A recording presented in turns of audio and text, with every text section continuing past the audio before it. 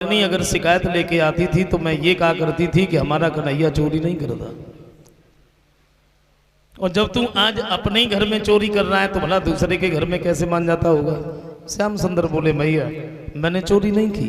बोले झूठ क्यों बोल रहा है, तूने चोरी नहीं की फिर ये मटुकिया कैसे भूली।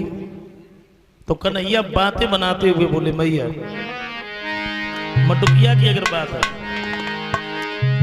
तो बतलाई दई बात कन्हैया ने, अरे बतलाई दई बात सवरिया।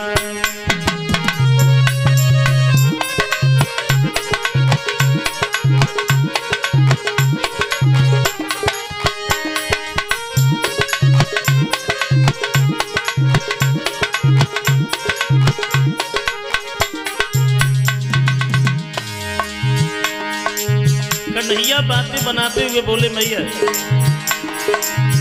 हम तो मैया बाहर खेले।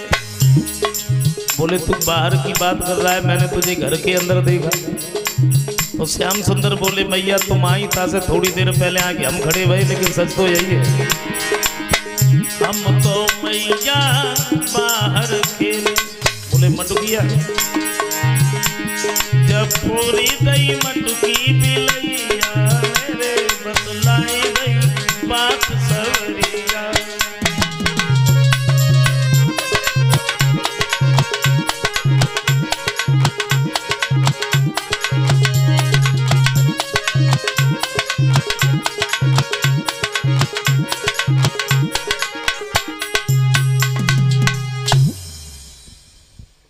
यशोदा कहती हैं लाला तू चाहे कितनी भी बातें क्यों न बना, लेकिन आज हम तुझे छोड़ेंगे नहीं।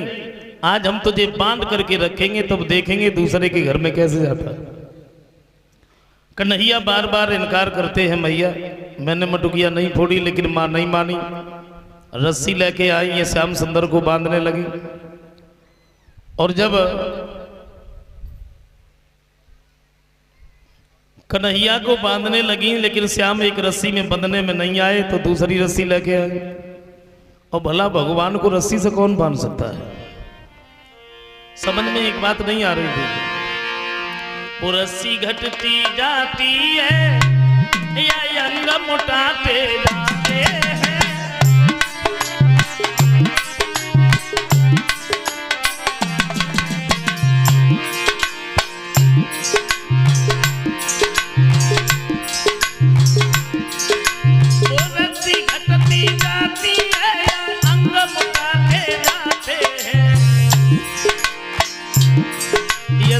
झुझलाती जाती है मोहन मुस्कुराते जाते हैं।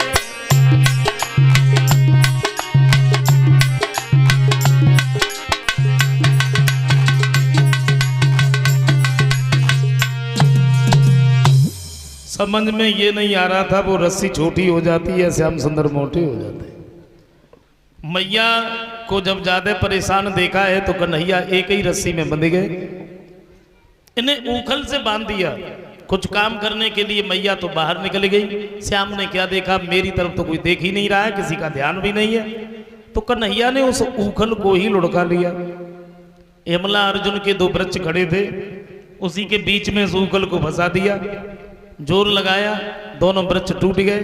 वो वृक्ष नहीं बल्कि पुरुष बन गए। कौन थे ये? नलकूबर और मणिग्रीव इनका नाम था। दोनों कैलाश पर्वत पर रहते थे, भगवान शंकर के वरदानी, लेकिन अभिमानी भी बहुत थे।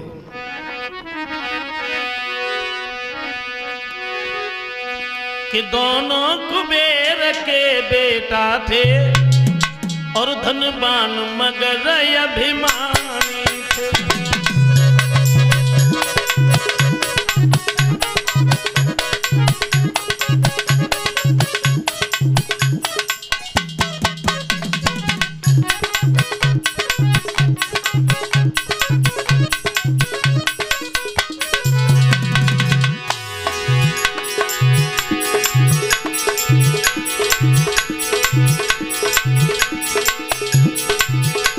दोनों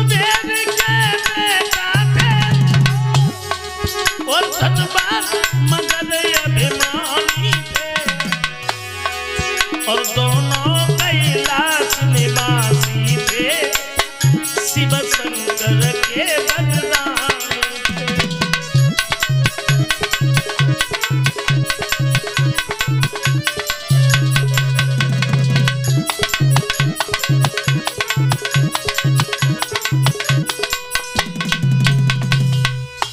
कुबेर के लड़का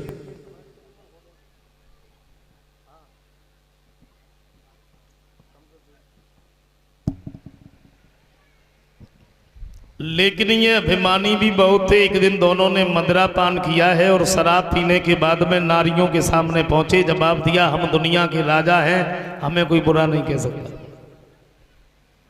और आज हम स्नान करेंगे तो नगिन होकर के स्नान करेंगे। स्त्रियां मना करती रही, ये दोनों नहीं माने। नगिन होकर के जब स्नान करने लगे तो नारियों ने क्या देखा, सामने सर से नारद आ रहे हैं और नारद को देख करके जल से बाहर निकल के आई, अपने वस्त्रों को धारण कर लिया, लेकिन ये अभिमानी जल में यूं ही खड़े रहे। तो नारद को क्रोध आ गया।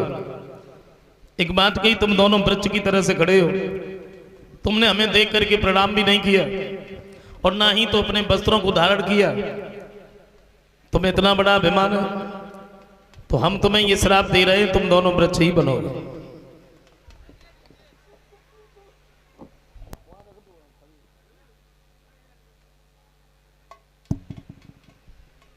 समझाया है।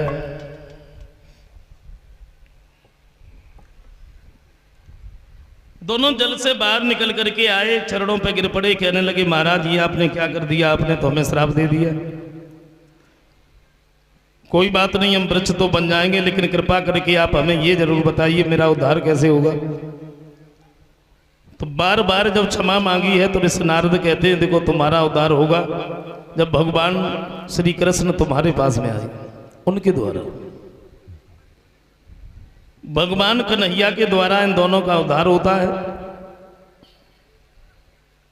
मैया जब घर पर आई, श्याम को नहीं देखा तो बाहर देखने के लिए गई, तो क्या देखा, तो भारी भारी वृक्ष टूटे पड़े हैं, श्याम सुंदर खेल रहे, झपट के गोद में उठा लिए। यशोदा, नंद बाबा, गोकुल के जितने भी लोग थे, सबने ये सलाह मिलाई है जब से श्याम और बलराम इस गोकुल में पैदा हुए तब से कोई न कोई उपद्रव होता ही रहता है। अब हम इस गोकुल में नहीं रहे, तो तुलसी का जो वन था वृंदावन, इसमें बड़े सुंदर सुंदर महल बना करके रहने लगे। वृंदावन में जब रह रहे तो कन्हैया ने एक दिन क्या देखा, बलराम भैया और जितने भी ग्वाला हैं गाय बछड़ों को चराने के लिए ले जाते हैं।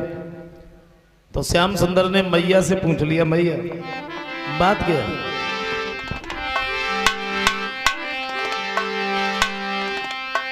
तो मैया मैया दाऊ भैया और बछड़ों को लेके जाते हैं।